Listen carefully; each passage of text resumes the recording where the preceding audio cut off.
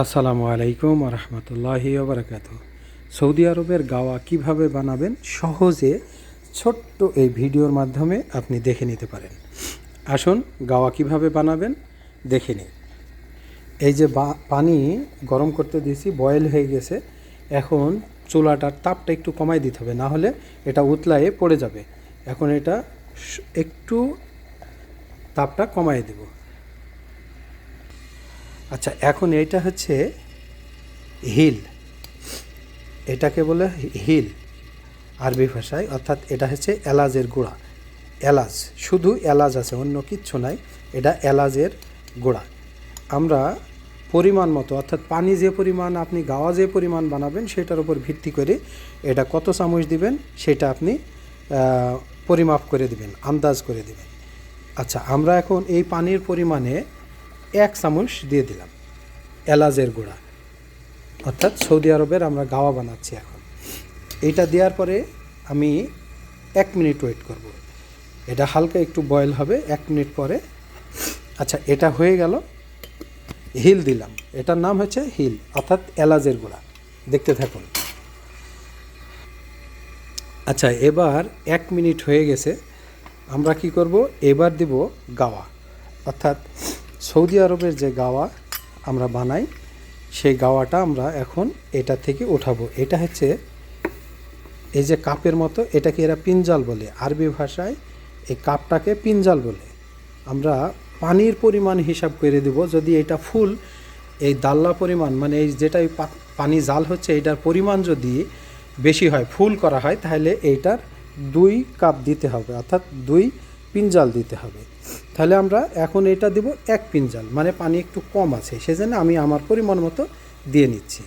চুলার তাপ কিন্তু কমানো আছে, জোরে দিলে এটা উতলায় উপরে চলে আসবে। এখন আমরা দিয়ে দিলাম।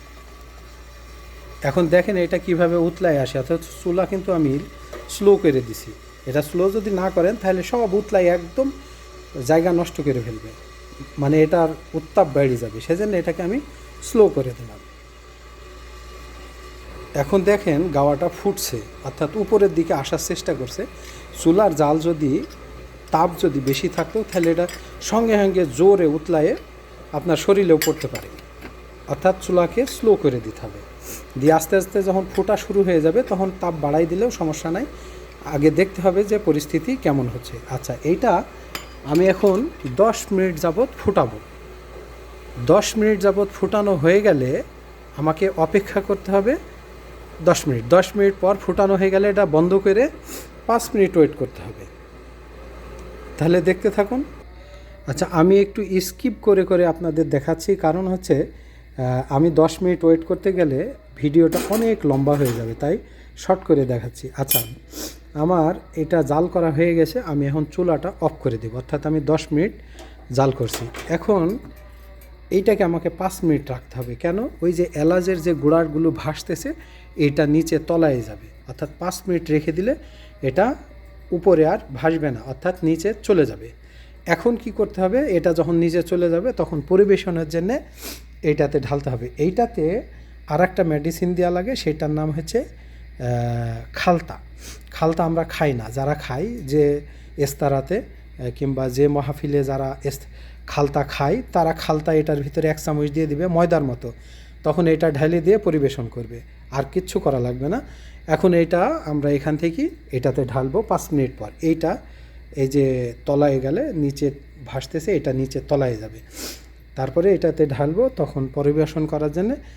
এইটাতে ঢালার পরে এই চুলার উপর নিয়ে আবার 1 মিনিট গরম করতে হবে। চুলার তাপ একটু বাড়াই দিয়ে এটাকে হালকা একটু বয়েল করে নিতে হবে, অর্থাৎ ওভাল করা, যেটাকে উতলায় সামান্য একটু গরম হয়ে উতলাই গেল, তখন পরিবেশন করতে পারবেন। এই হচ্ছে গাওয়া বানানোর প্রক্রিয়া। সবাইকে ধন্যবাদ। ভিডিওটা ভালো লাগলে লাইক, কমেন্ট এবং শেয়ার করবেন, নিজের প্রোফাইলে রেখে দেবেন ইনশাআল্লাহ। ওকে, আসসালামু আলাইকুম।